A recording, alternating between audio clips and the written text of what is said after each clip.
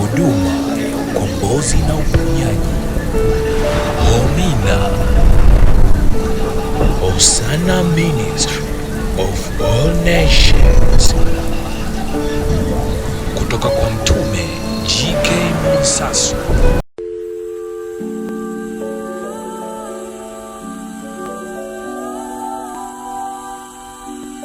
Watu wa Mungu, hii miaka 1000 ambayo mimi kama mtume nawatangazia kwamba Kristo amerejea, manake nguvu yake ipo, ufahamu umefunguliwa wa kwetu.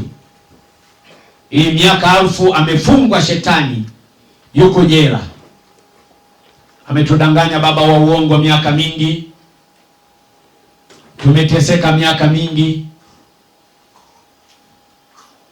Naamini kila mmoja kwa nafasi ya imani ulioibeba kuhusu Mungu wa Mwansasu, Mungu wa Bwana wetu Yesu ambaye ni Kristo, hakika maisha yako yanaenda kubadilika. Amina. Tunaposema Kristo amerejea mara ya pili, kutokana na maandiko yaliyoko kwenye Ufunuo 20 kuanzia 1 mpaka 3, ndipo niliposimama, ndio ujumbe niliopewa na Roho wa kweli wa Mungu aliyemfufua Kristo, kwamba sasa ni wakati wa kanisa wa kutawala na kumiliki. Kumbukeni agano na sanduku tulilo nalo ni upendo, unyenyekevu na uvumilivu. Watu wa Mungu, huyo ndiye Mungu anayetenda makubwa, Mungu anayebadilisha, Mungu ambaye kwa sasa ametawala hili anga. Hakuna cha wachawi, hakuna cha waganga, hakuna cha madhabahu za koo unaotoka, wala miungu na mizimu unaotokea. Manake kwenye hili anga hakuna magonjwa, hakuna umaskini. Tunaposema ni wakati wa kutawala na kumiliki, wa kusherekea kula pamoja naye Kristo, ni mabadiliko ya maisha chini ya jua, hatimaye ufalme wa mbingu. Baada ya miaka 1000 ambao Kristo amerejea, leo hii dunia nzima kwa kupitia madhabahu hii, ndipo tutakwenda mbinguni. Lakini tutakwenda mbinguni baada ya kutawala na kumiliki. Tutakuwa na nyumba zetu, tutakuwa na magari yetu, watoto wetu watasoma na watakuwa viongozi ndani ya huduma. Haleluya, haleluya. Watu wa Mungu, kuzimu kumeharibika, kuzimu kumeharibika. Jenga imani ya kiwango cha hali ya juu. Shetani hana nguvu tena, yuko jela, manake hata tudanganya tena. Mtashangaa upo mimi afu nadanganywa unatenda dhambi, manake mtakushangaa, mtakushangaa. Shetani mwenyewe anajua kwamba ulioko kwenye hii madhabahu ni moto mwingine.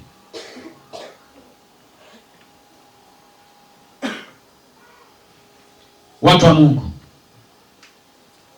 Mungu niliyembeba ni Mungu wa maagano. Ukiweza kuingia naye agano thabiti, utaona akikutendea. Mmesikia ushuhuda? Manake hiyo nyumba hadi anafikia hicho kiwango cha kuitengeneza, kuikarabati, aliingia agano. Ingia agano, ingia agano. Niliumia sana siku naenda kwa mwanangu, naona mwanangu ndio unapokaa hapa da, niliumia sana. Sema kweli.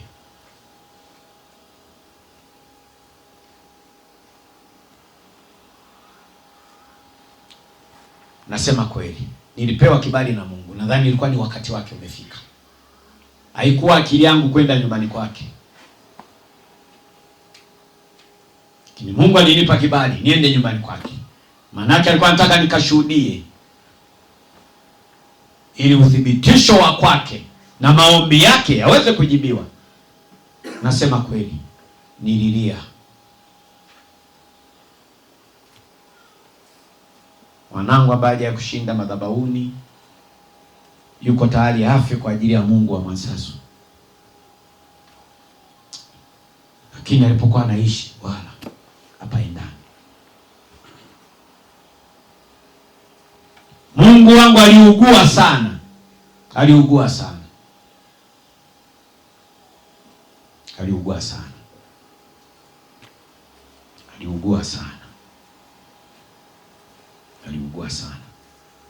Natoka tu nyumbani kwake, siku ya pili Mungu akaachilia kipato ili aanze kufanya hiyo kazi. Manake Mungu ni wa maagano, Mungu ni wa utimilifu.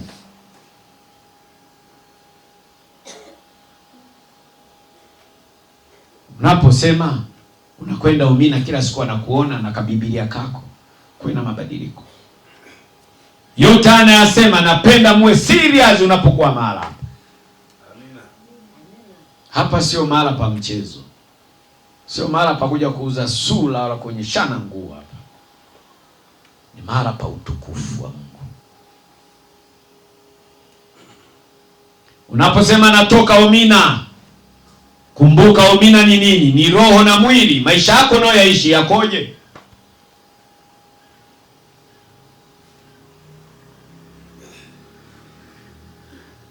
Usiogope ninapopewa kibali cha kufika kwako, hata kama kukoje, hata kama unalala chini, usiogope.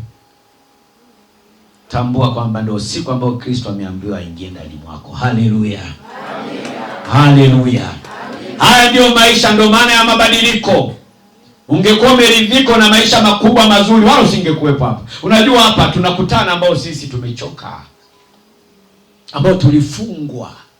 Sio ni aibu. Ungekuwa umekamilika, unakuja kwa Mungu ufanye. Kwa ninapopewa kibali cha kuingia nyumba yako, usiangalie unaishi maisha ya namna gani. Ndio maana wanakuambia wageni unapofika nyumbani ni neema, manake ni baraka, ujui wao ni malaika. Mnaiona hii nuru? Mwanzo na sasa. Kwa tuendelee kama ulivyoondoka umeme. Ndivyo mnavyotaka. Mko shimoni, mko kuzimu. Mnapoambiwa kuzimu kukoje, ni hayo maisha ndio yaishi, ni ya kuzimu. Sio maisha ya mwanadamu halisi, mtu aliye mfano wake Mungu, ndio maana yake.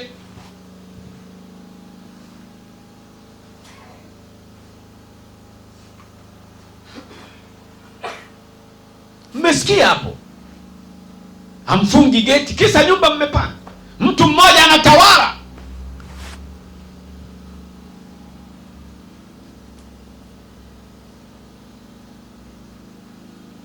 Wewe ukiona kuna vitu vinainuka mtaani unamokaa au kwenye familia, tambua kwenye ulimwengu wao kuna kitu uharibifu unafanyika. Ukiona uokovu wako hauna changamoto, hujaokoka. Hujaokoka. Si mmesikia hapo hiyo nyumba anaokaa ndugu zetu? Yaani mpangaji mwenzao tu huyo. Mwaka wa pili, yeye ni fitina hila. Kila siku kwa mpangaji mwenzie. Kumbe kuna kitu wanachopishana kwenye ulimwengu wa nini?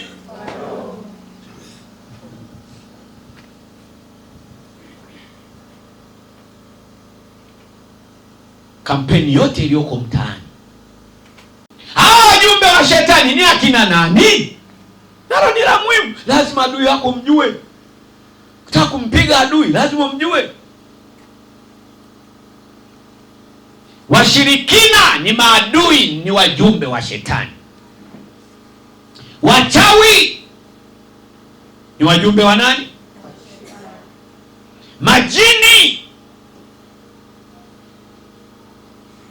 mizimu na miungu ya ukoo wa kwako, hawa ni wajumbe wa shetani, na ndo maadui wa kanisa. Manake ni maadui wa wewe wa maisha unayoishi. Kama ulikuwa ujui adui yako ni yupi? Unajua unaweza kuwa unasali tu hapo ujui. Ndio maana mnasema haiwezekani. Yaani mama aliyenizaa. Yaani baba. Adui wa mtu ni wa nyumbani mwake.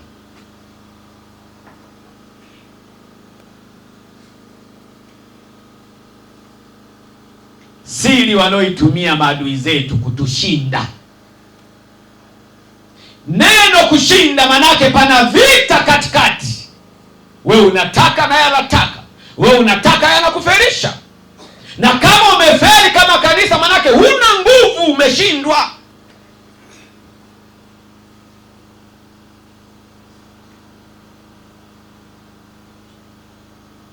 Neno la Mungu linasema ufalme wa Mungu unatekwa na nguvu, nao wenye nguvu kanisa halina nguvu. Maisha tunaoishi sio wenyewe. Nani aliyesababisha? Mizimu na miungu yako tunaotoka. Kuna wachawi, kuna mtu amekwenda kwa mganga, amepewa majini, lile jini. Mimi naomba niwaambie, narudia tena, kama mwanangu utachukia, chukia, wewe ndio uliyetoa ushuhuda. Mimi nilivyofika nyumbani kwake, kwanza nitaka kudondoka kwenye hiyo nyumba, niambie mtumishi, una nguvu. Ndio maana mnasikiaga watumishi wamepoza. Naambia kweli, yaani naingia nyumba ya huyu, kuingia mle ndani nitaka kula mkenge, lakini kwa sababu nimetumwa, nina nguvu na ufalme wangu unatambulika na nguvu, ndio maana leo anatoa ushuhuda mara hapa. Maana ile adui nimeshamuondoa. Haleluya, amina, haleluya. Naambia kweli watu wa Mungu, naambia kweli, anaingia na kanyaga tu sebleni mimi.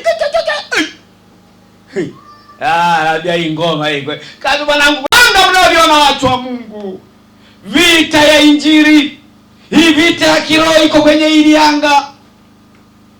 Hili anga wanalitumia wenye nguvu. Kanisa halina nguvu, ndio maana hakuna matokeo.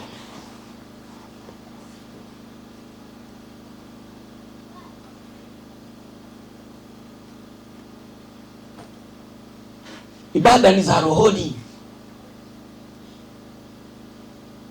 Mungu ni roho na shetani ni roho. Hizi ni falme mbili zinazoshindana. Mimi nikikumbuka 2019, miaka mitatu ya nyuma, nilikuwa naandaliwa utumishi. 2019 Mungu ananipa kibali sasa nije nifungue huduma. Kitu cha kwanza kabla sijafungua huduma, nilitungua ndege angani. Hiyo ndege ilikuwa na rubani mzungu mmoja. Ninapowaambia mimi ni wa kimataifa, nimetumwa kwenye kazi, nyinyi mnaniona wa kawaida.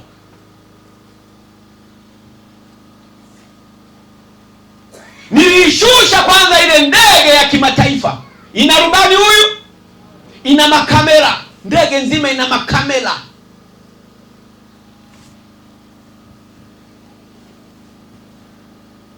Kuna gharama imetumika. Sione tupo miaka mitano mpaka sasa, kuna gharama. Vita yetu iko huko. Nilivyoishusha ile ndege, ikawa chakali chini. Rubani wake huyo mzungu chakali kwisha.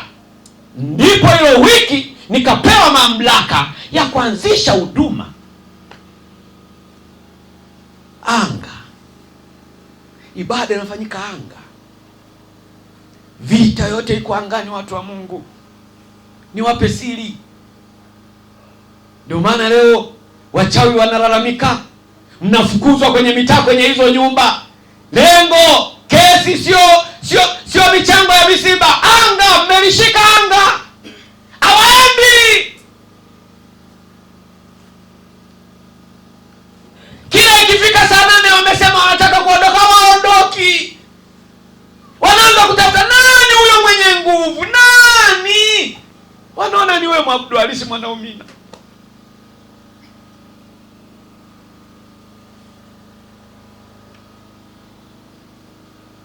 Hii dunia mnayoiona hii, unasikia? Hii dunia mnayoiona hii, hata inchi na inchi zikianza kupigana, inchi yote janja duniani inakukamata kwenye anga. Hizi inchi mnazoziona hizi, vita zake zinatumika sehemu mbili, ardhini na angani. Kuna vita ilitokea kati ya Marekani na Libya. Gaddafi alikuwa jeuri. Juu anajua kupigana, chini anajua kupigana. Kama Mwansaso vile. Wewe njoo, mimi nakupiga. Tukikutana tena huko Kwa sababu hata hapa tu kwenye sheria tu za kawaida wamenishindwa. Huko tena ndo wanakolia. Haleluya. Amina. Kwa hiyo Marekani alichokifanya, alienda kumpiga Libya Gaddafi. Aliona hapa chini anapigwa, juu anapigwa. Alichokifanya Marekani ni kimoja tu. Akaingia kwenye Umoja wa Mataifa, akadhibiti anga. Libya uruhusi kuruka. Akazuiliwa kufanyaje? Kuruka wapi? Siku mbili Gaddafi ahere. Leo wachawi wote ahere. Anga ni la kwetu. Teka anga. Ufalme wa Mungu unatekwa na wenye nguvu, na wenye nguvu wanauteka anga. Anga, watu wa Mungu, anga. Ndio maana mnalalamika maombi hayaendi. Anga lako limezuiliwa. Ukitaka ili anga wachawi ni kitu kidogo sana. Wa haleluya. Ndio maana leo mnaona wanalalamika, wanalia, kesi nyingi, mnanyanyaswa. Watanzania na haki yenu, ni raia wema, lakini mnapoteza sifa kisa mmekamata anga la wale ambao watu wanasema vitu vyao. Nasikia walienda kwa kiongozi mmoja kushtaki wale. Yule kiongozi akamwambia hapana, yule anatakiwa ashushe madudu yenu. Haleluya. Haleluya. Anga watu wa Mungu, anga. Vita iko huko. Wanashindwa kuruka saizi. Wanashindwa kufanya uchawi. Wanashindwa kufanya uharibifu. Wanashindwa kuingia kwenye nyumba kupanda magonjwa. Wanashindwa kwa sasa kisa omina. Haleluya. Mungu wetu ni wa haki. Mungu wetu ni wa haki. Ili ajithibitishe zaidi tubadilike. Mmenielewa watu wa Mungu? Mmenielewa? Adui zetu wakitaka kutuangamiza kwa uchawi, wanatumia vitovu vya watoto. Vitovu vya watoto ni rada kwenye anga. Niendelee kushangaa. Elimu zenu mimi sijasoma, lakini elimu hiyo utaipata. Hii ni neema, hii ninayo mimi. Sijasoma, lakini unajua wengi wanashangaa mimi darasa la 7. Lakini na hii elimu ya kimbingu. Na degree yako hapo utakuja. Na kama una degree ya wapi kwenye anga, mimi nakutoa na kushusha huko. Haleluya. Haleluya. Haleluya. Kwa watu wa Mungu tuwe makini sana na ibada tunazoenda nazo. Hizi ibada ni vita, lakini vita iko kwenye ulimwengu wa roho. Haleluya. Uwe makini sana na kitovu cha mtoto wako. Hasa siku unapokuwa unazaa na ukishazaa kinapoanguka kitovu. Kuwa makini. Wengi maisha yamepotelewa. Wengi maisha yanawasumbua. Lada moja wapo ya uharibifu inayotumika na wachawi na majini na waganga wa kila aina ni vitovu vya watoto. Nani hajanielewa? Kitovu kinawakilisha mawasiliano kwenye ulimwengu wa roho. Kumbukeni, wanasayansi wanawafundisha kwamba mtoto anapokuwa tumboni mwa mama, chakula anakula kwa kutumia nini? Kitovu. Hao ni wanasayansi. Lakini elimu niliyoipata mimi ya kiroho, ya kimbingu, niliyopewa na Mungu wa miungu, vita yetu tutunze sana hili vitovu. Ndio maana miungu mlikoolewa, mama mkwe zenu, sio mama zenu, wanachukua hivi vitovu, wanapeleka wapi? Wakivichukua wanaweka, inakuwa ni laana kwenye ulimwengu wa roho. Ni rahisi kushikwa wewe. Hayo magonjwa, njaa unaoishi nayo, chanzo chake ni kitovu.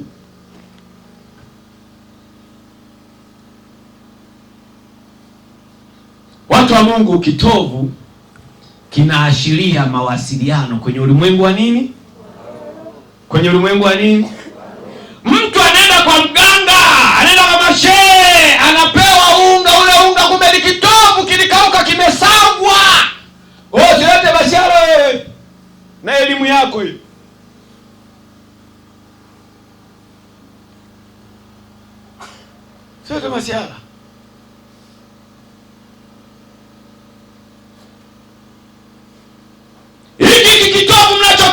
kinawakilisha mahangaiko kwenye ulimwengu wa nini? Unahangaika kwa sababu ya kitovu chako.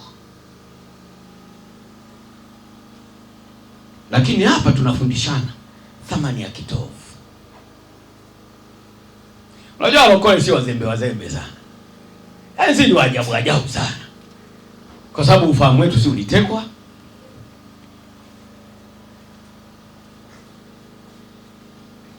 Kanisa linasema hakuna uchawi. Kanisa kumbe wao ndio wachawi. Unajua leo ndio wanajifunza. Wapentekoste 99% wanakataa kwamba hakuna uchawi. Kumbe wao ndo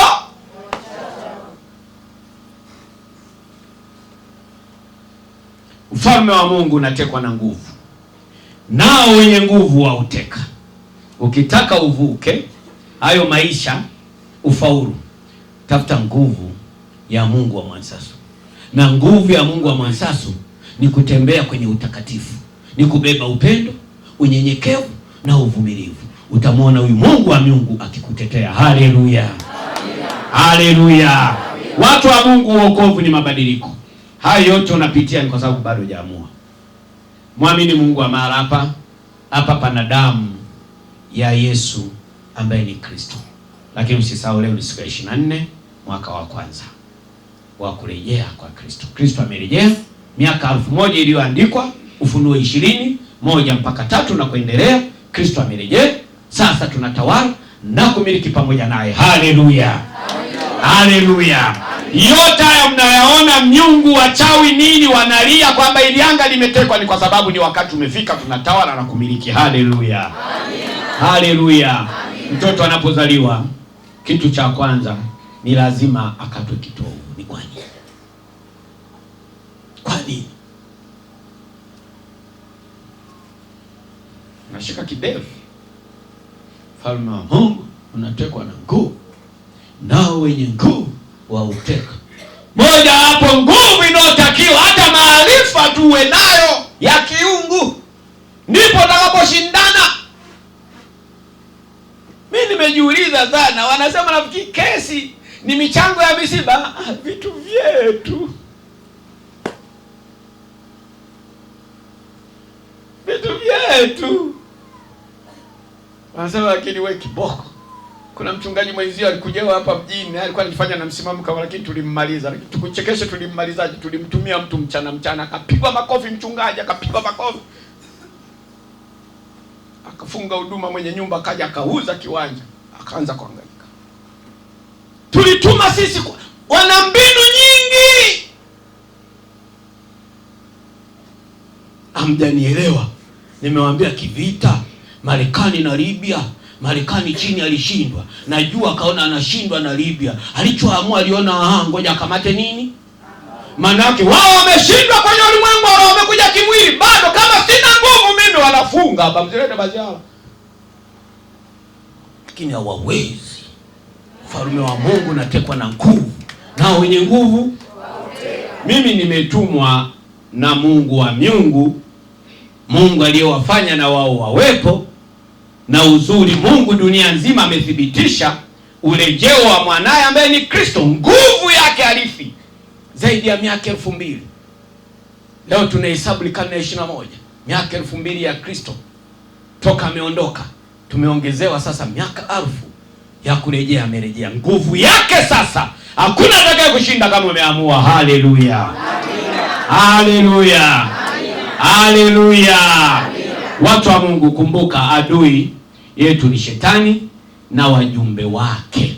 Na hawa wajumbe ambao ni adui namba 1 wa kanisa ni mojawapo hao washirikina, wachawi, majini, mizimu, miungu ya ukoo unaotoka. Kumbukeni, mimi nimeletwa na nimetumwa kwa ajili ya kushughulikia miungu na madhabahu za ukoo unazotoka. Lakini ndani yake, watu wa Mungu, adui anayesumbua kanisa ni wachawi. Hata hapo unaweza kuta wapo. Au piti mwezi mchawi hapa lazima aje. Na bado hawaliziki, umewashusha huko bado.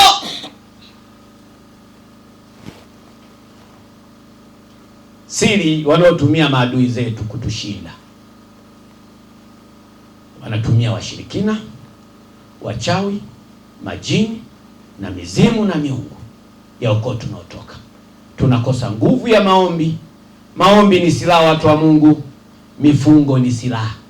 Tukienenda katika kanuni ya kanisa kama Mungu alivyonituma mimi mtume wenu, na kuwaambia na kuwapa hii taarifa kwamba mtembee kwenye misingi, hakuna adui ambaye atakusumbua wewe.